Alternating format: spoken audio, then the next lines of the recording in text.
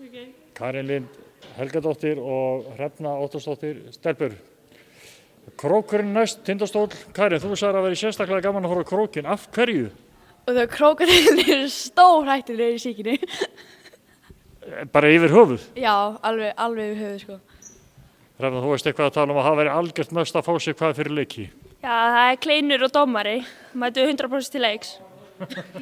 Stelpur, er þetta stemmingi fyrir, þetta er stór leikur, þetta er slagur Norrland og þeir eru bara með hérna djóka eins og engin sem morgundagurinn? Nei, við komum bara 100% til leiks út að Tindastóll stelpurnar mæta náttúrulega bara og vilja náttúrulega vinna okkur eftir seinasta leik. Já, það má eiginlega segja það, eftir síðasta leik sem það var nú svona smá hasar út á honum, þannig að það má eiginlega búast við því að það er verið dýri vittlausar. Karin, þú þekkir nú aðeins betur til, þú ert að spila með úlingaflokkunum þarna? Já, þannig að þetta er svona næstu minn heimavöllur, þannig að það verður fínt að fara á þangað. En ég held að það eftir að vera mjög sterkur leikur og allir eftir að mæta bara mjög tilbúinir til leiks, þannig að það var bara mjög skemmtileg leikur.